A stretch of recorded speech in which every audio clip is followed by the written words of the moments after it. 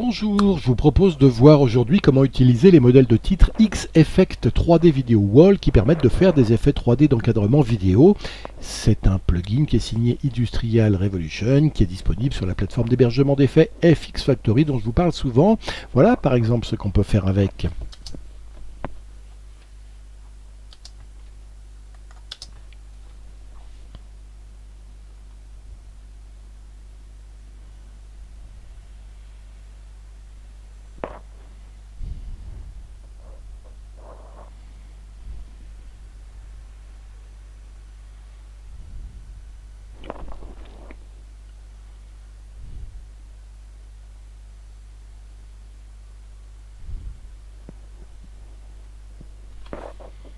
Alors on retrouve les modèles 3D Video Walls une fois installés dans les titres, vous le voyez ici, je suis dans les titres, je ne suis pas dans l'onglet vidéo, mais ici dans les titres, dans ma valise titres de Final Cut Pro 10, et vous voyez il y en a beaucoup. Il y a des modèles préétablis où il y a un numéro 1, là le 1 No Animation, qui nous permet de partir de zéro. On va voir comment ça marche.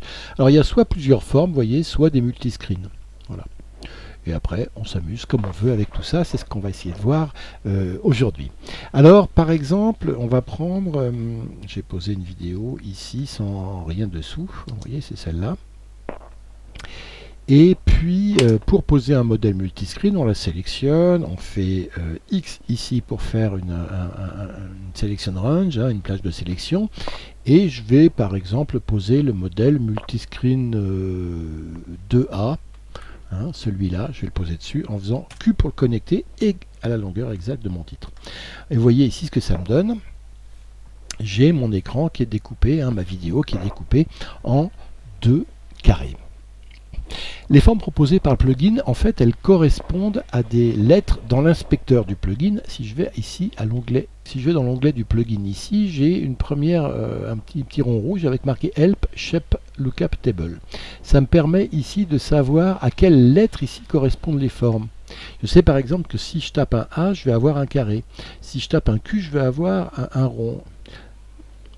Pardon, un R, je vais avoir un triangle, un T, je vais avoir ce triangle-là, etc. Là, vous le voyez, j'ai deux A, donc deux carrés côte à côte. Je pourrais tout à fait changer ces lettres et mettre, par exemple, deux rectangles arrondis comme ça, en faisant SS. Alors, je vais faire SS, S, vous voyez. Je tape ici et j'enlève mon aide lookup table ici. Hop, je l'enlève. Et vous voyez que cette fois-ci, j'ai deux carrés arrondis. Donc on peut changer, vous voyez, les formes ici dans l'onglet texte ou ici dans l'onglet, ici regardez également dans l'onglet texte ici du plugin, je peux le faire. Mais également dans l'onglet lui-même du plugin, je peux ici en jouant sur les lookup tables ici pour voir la forme. Si je veux faire 2 étoiles par exemple, je fais un B, 2B. Si je veux cette étoile là, à 6 branches, je fais 2 fois N.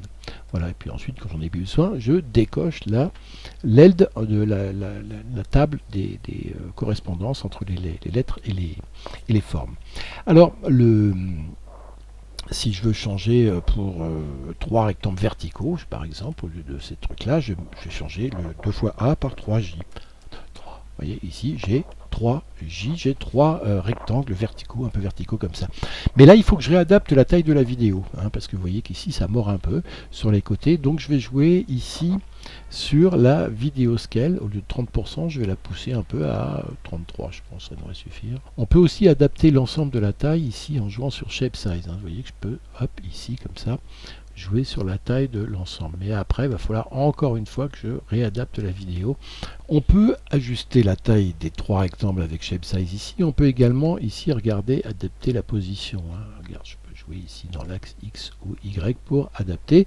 Et on verra, on peut aussi adapter la rotation ici, dans un axe ou dans un autre. Ici, X par exemple, vous voyez, pour faire des effets 3D. Y ici pour jouer comme ça. Ou Z pour la faire tourner comme ça sur elle-même. Voilà, mais je vais passer tout ça à 0. On peut aussi, vous voyez ici, contrôler la partie de la vidéo qu'on montre dans le modèle en passant, par exemple, au lieu d'être cette fois-ci sur vidéo scale sur 38, je peux passer à 50 ou 54. Vous voyez ici, je peux adapter vraiment et aussi contrôler la position de ce que je montre ici en jouant sur X, vous voyez, ici, ou Y. Hop, je peux l'adapter comme ça, et la taille, parce que vous voyez que ça mord un peu ici. Voilà, par exemple, si je veux pas que ça morde sur le bord de mon image, voilà, ici, par exemple, je suis pas mal, et en X, je peux encore l'adapter un tout petit peu. Voilà, ici, comme ça. Si on souhaite ajouter un fond arrière ou un background dans le fond, il faut d'ailleurs d'abord qu'on crée un plan composé. Donc, on sélectionne ici l'image de départ et le titre qu'on a posé par-dessus. On clique droit, on fait nouveau plan composé, on l'appelle ce qu'on veut, peu importe. Et cette fois-ci, je peux mettre un fond derrière. Par exemple, le fond que j'ai utilisé sur mes exemples précédents, je vais reprendre le même. Je mets ici pomme V et vous voyez que j'ai un fond derrière, si je relis. Hop, et que j'ai une animation aussi de départ et ensuite mon mur d'écran comme ça qui arrive. Enfin, mon mur d'écran, mon écran séparé en 3 cadres ici comme ça. Les modèles 3D Video Wall peuvent être disposés dans un espace 3D en ouvrant, on l'a vu tout à l'heure ici, hop, si je reprends ici, donc je reviens ici dans mon modèle de départ. Vous voyez ici, on l'a vu, on peut s'amuser ici, si je clique sur la Shape Rotation, je peux m'amuser à positionner tout ça dans un espace 3D en faisant par exemple ça. Et X ici en le tournant un petit peu comme ça. Voilà. Ensuite, je peux repositionner l'ensemble pour que ce soit plus équilibré dans l'ensemble de mon image. Comme ça. Voilà. Vous voyez qu'ici, les formes tournent toujours en rotation sur le point d'ancrage qui est au milieu des trois de la forme générale. Alors tout ça s'anime, évidemment. Je peux m'amuser à effectivement venir au point de départ et puis à mettre un point clé ici. Et puis voilà, puis, je vais à le départ et à l'arrivée. Ici, j'ai des animations, mais je vais avant que mon animation démarre ici. Voilà, juste là, je vais par exemple changer là, hop, je vais au contraire la mettre dans l'autre sens, tourner vers le bas. Et puis ma rotation Y, je vais la mettre là. Et du coup, je vais changer mon positionnement global pour que ce soit plus équilibré et qu'on le voit bien. Hop, comme ça, et puis là, verticalement, le descendre un peu, comme ça, et vous voyez que j'ai créé une animation entre le début. Hop, ici, vous voyez que ça tourne, ici, qu'il y a une animation, et que mes formes, elles bougent en 3D, comme ça. On peut, ici, regarder, si je me mets au milieu, ici, on peut jouer sur la profondeur de champ de l'image, c'est-à-dire créer une profondeur de champ artificielle en jouant sur ici le DOF Blur Amount. Là il est à 10%. Si je le monte, vous allez voir que ça va être assez flou. Si je vais à un bout, hop, si j'ai une animation un petit peu avant que l'animation commence, vous voyez ici, voilà, mon image elle est nette au milieu et puis floue sur les bords comme je suis dans un espace 3D. Là je l'ai poussé à l'extrême. Donc on peut jouer, on peut régler le point où c'est net ici avec le up. Regardez là, c'est l'avant-plan sur la partie gauche qui est nette. Et là au contraire, ça va être l'arrière-plan. Si je veux que ce soit au milieu, il faut que je me règle un peu au milieu comme ça. Je vais le baisser parce que j'en ai mis un petit peu beaucoup, mais on peut y jouer, on peut en jouer un tout petit peu avec parcimonie pour créer une espèce de profondeur de champ un petit peu artificielle, comme ça en mettant du blur dans l'espace 3D et en jouant, après il y a les near focus. Si je veux que ça reste net pendant que j'ai mon animation de fin d'image, pendant que ça part au loin, là à ce moment là pour que ça reste net, je mets Infinite Focus et là ça restera net pendant l'animation de départ, mais pour le moment vous voyez qu'il y a toujours un petit flou ici, notamment si je pousse, regardez ici le DOF Blur Amount, vous voyez que c'est bien flou ici, ça l'est un petit peu moins ici parce que l'Infinite Focus est mis. Voilà, si je l'enlève ici vous voyez que le focus ici il repart en flou. On va le baisser un peu, c'est un peu trop tout ça, le DOF Blur Amount, mais vous voyez le principe si vous voulez l'utiliser. Chaque modèle, donc, vous l'avez vu, est proposé avec plusieurs animations d'entrée et de sortie. Alors on va les revoir ici. Pour le moment, c'est Tumble Left to Right, l'animation qui est proposée. Celle-là, voilà, ça part de la gauche et ça vient sur la droite avec un côté un peu aléatoire. Mais je peux très bien faire une autre animation. On peut les essayer toutes. Vous voyez, celle-là, elle est complètement différente. Voilà, par exemple, elle part avec un truc au centre. Et puis ce sera la même chose en sortie.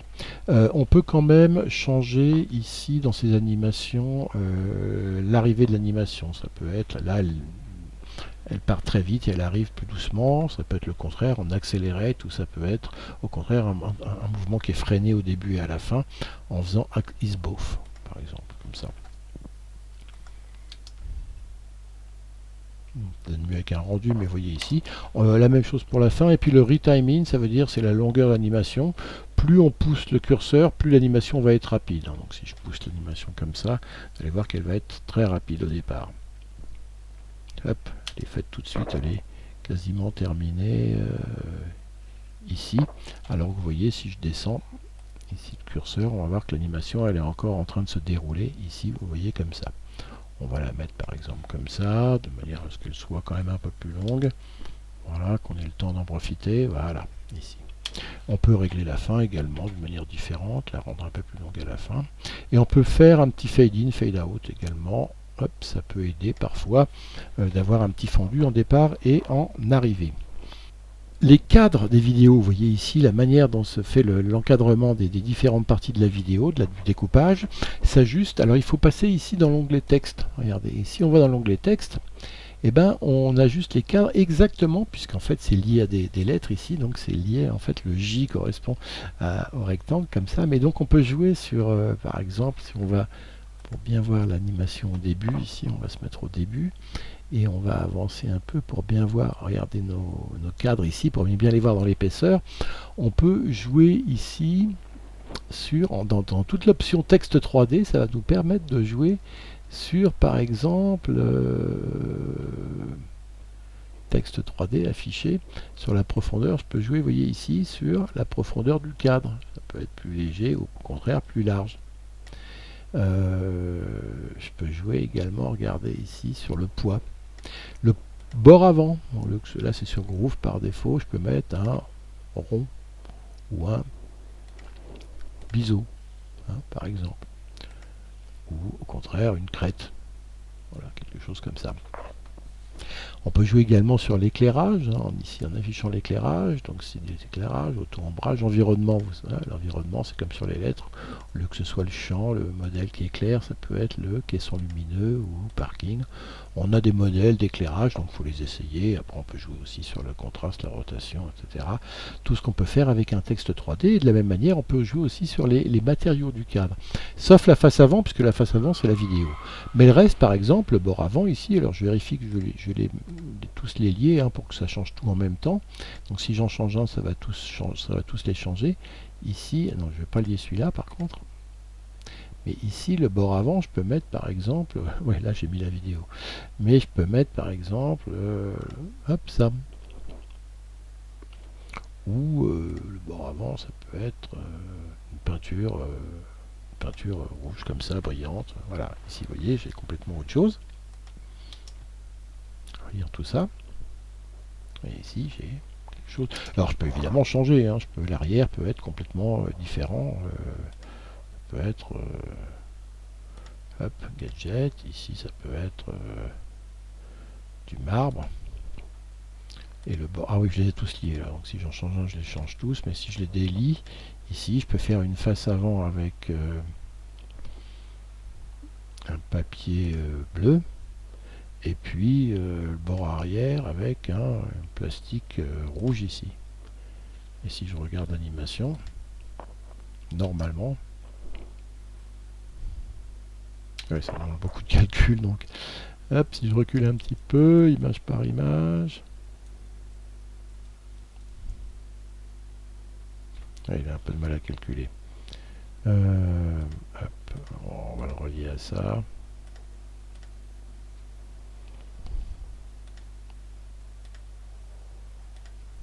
Voilà, on va tout faire en rouge, comme ça sera peut-être plus simple à calculer. Mais vous voyez ici,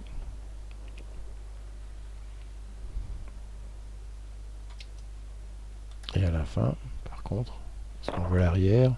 Oui, on voit l'arrière un petit peu, il est gris. Je vais enlever, je vais revenir ici, je vais mettre l'Infinity hop, focus pour qu'on voit mieux l'arrière. Vous voyez, l'arrière, il est resté gris ici parce que, hop, vous voyez que dans les lettres ici, mon arrière, il est sur gadget alors que les bords et les côtés, bord arrière, tout ça, sont réglés sur un rouge. Alors, donc, si je reviens ici, image par image, on voit ici que mon cadre, hop, il n'y a que l'arrière qui est un petit peu gris comme ça. Enfin, vous voyez, vous pouvez vous amuser complètement à personnaliser toutes ces choses-là. Alors, je repars de zéro, j'enlève tout ça et je vais repartir de zéro en créant ici, en partant de mon numéro 1 No Animation. Donc je prends ici, je fais X je prends mon modèle numéro 1, No Animation, et je vais faire Q pour le connecter à la taille ici. Vous voyez qu'ici on me propose ici des lettres, donc les lettres je vais dire par exemple que je vais faire A pour faire 6 carrés. Hein, en deux, hop, j'enlève le cap table ici, et je vais réadapter la taille de mon truc pour que ce soit plus, hop, que ça rentre bien, et en hauteur ici, pour que ça rentre bien. Une fois que j'ai fait ça, je vais agrandir la taille, et la vidéo scale, je vais l'agrandir un petit peu. Je retape AA si j'ai un souci, je vois que ça se règle pas bien. Hop, AAA. Et là, la vidéo scale, vidéo position, ici, je vais la descendre un petit peu pour que les enfants soient. Alors, vous voyez ici, il faut que je l'agrandisse. 58, 59, et là, ça va aller mieux avec ma position comme ça. Je vais essayer de la mettre de manière à ce qu'on voit plus de choses, voilà, que ce soit mieux cadré. Voilà, par exemple, comme ça, à la limite, on n'est pas trop mal dans cette vidéo. Alors ici, les carrés, vous voyez, ils sont trop serrés ici. Il faut que je puisse les écarter. Alors là, je vais dans l'onglet texte ici. Et pour les écarter horizontalement, je vais jouer sur le suivi. Regardez comme ça, j'écarte un peu. Et pour écarter verticalement, là, il faut que je me mette, hop, à la fin, je mets, vous voyez, je clique à la fin de la première ligne et je vais jouer sur interligne cette fois-ci. Et de la même manière, je vais écarter de manière à ce que j'ai un écartement vertical et horizontal qui soit le même. Et c'est plus joli comme ça. Bon, j'aime pas aussi mon encadrement ici, donc je vais dans texte 3D, et puis au lieu de mettre groove ici, je vais mettre par exemple un rond. Voilà, ce sera plus joli, je trouve, comme ça. Bon, je vais pas m'amuser à... Si, je peux m'amuser à changer également, hop, ici, mes textes, et à mettre, par exemple, un papier, un paper bag. C'est pas joli ce que j'ai fait. Bon, je découpe celui-là, ici, je vais mettre peinture, hop, comme ça. Voilà, hein, c'est clinquant. Je vais quand même changer la couleur, parce que je trouve que c'est pas terrible, mais on va mettre par exemple une... couleur un peu comme ça. Voilà. Avec le modèle de départ, j'ai pas d'animation. Donc je reviens ici et je vais faire animation de style et je vais en mettre une, par exemple celle-là, la dernière. On va relire ici pour voir ce que ça donne. Vous voyez que j'ai quand même un peu de mal à lire. Alors c'est bien, mais si j'avais un truc plus compliqué, par exemple, si j'avais au lieu de A, si j'avais comme un truc avec 1, 2, 3, 4, 5, 6, 7 Z, je tape 1, 2, 3, 4, 5, 6, 7 lettres ici. Ce serait, regardez en lecture, je lui en demande un peu beaucoup hein, avec tout ça. Donc c'est un peu compliqué à lire en temps réel, bien que ma machine soit quand même forte. Hein. Mais je vais encore descendre un peu la taille ici, et puis si je m'amuse en plus à faire une petite rotation, ici Z, hop, ici par exemple, et que je change la position comme ça, là je lui augmente le calcul que je lui demande, on va voir ce qu'il dit là. Hein. Vous voyez qu'il y a quand même un peu de mal à être bien fluide. Alors j'ai une solution pour fluidifier un petit peu tout ça. C'est la première dans la présentation de passer de meilleure qualité à meilleure performance. Ça devrait déjà m'aider à être meilleur. Si je relis ici, ouais, c'est un peu meilleur, hein, je le lis mieux l'animation. Je vois mieux ce que ça va me donner en temps réel. Bon. J'ai aussi un autre truc, hein, c'est que je peux, parce que ça demande beaucoup de calcul, enlever le DOF blur à monte. Là il est sur 10, je me retiens que c'est sur 10, je l'enlève momentanément pour pouvoir visualiser mon animation, me dire quelle animation je choisis. Ah, celle-là, et vous voyez tout de suite que c'est plus fluide. Non, elle me plaît pas cette animation, donc je vais en choisir une autre. Je vais par exemple faire celle-là, jusqu'à ce que je trouve mon animation. Oh non, elle me plaît pas celle-là, je vais faire celle-là. Ah, je l'aime bien celle-là. Bon, et vous voyez, une fois que j'ai fait ça, je peux remettre mon DOF à main blonde à 10. Voilà. Alors, je sais que c'est ça qu'il me faut. Il y a une autre solution hein, pour ça, c'est regardez, si vous avez des problèmes, votre machine a du mal à suivre en termes de calcul en temps réel, parce que c'est un effet qui demande pas mal de calcul, vous pouvez revenir sur votre image, et alors je vais revenir ici et aller afficher mon rush de départ dans le navigateur. C'est celui-là, ben, regardez ce que je vais faire ici, c'est que je vais transcoder le média, ce qui n'était pas le cas. Je vais créer un média optimisé, Ça va me prendre un peu de temps, mais le fait de créer ce média optimisé, hein, de passer en ProRes, surtout si c'est un média qui vient d'une GoPro, d'un appareil bien compressé. Là j'ai tourné en 4K, mais c'est du 4K compressé. C'est bien de le passer en ProRes, ça va simplifier la lecture avec ce plugin, parce que le ProRes il sert essentiellement à ça. Il prend plus de place, mais il permet de fluidifier les calculs, hein, dans le logiciel de montage. Et vous allez voir que le résultat, là j'attends que ça passe, l'optimisation soit fini. Je vois ici que ça progresse.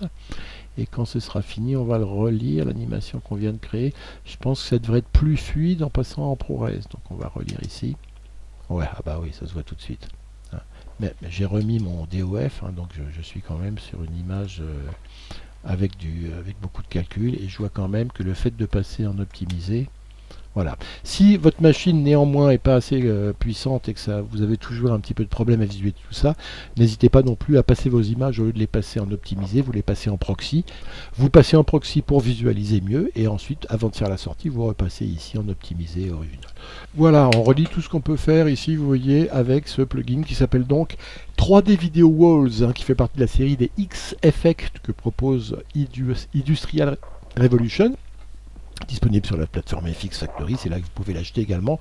Ça coûte 49$ et il y a une version d'évaluation, donc vous pouvez le tester, hein, pour voir si ça vous va ou pas avant de l'acheter. Je trouve ça plutôt pas mal et ça permet, vous verrez, là je vous ai montré que quelques effets, mais on peut créer des points d'animation et faire vraiment bouger dans l'espace 3D ces murs d'écran. Si on s'amuse un peu avec, on peut faire des choses assez complexes, hein. Là je l'ai vraiment, moi je l'ai à peine touché pendant quelques minutes avant de vous le présenter, mais je vous assure que ouais, on peut faire des choses pas mal du tout. Tiens, voilà par exemple ce qu'on vient de faire, un truc assez complexe, vous voyez que ça se lit plutôt pas mal et que c'est assez fluide. Donc voilà, maintenant c'est à vous de jouer. Merci et à bientôt.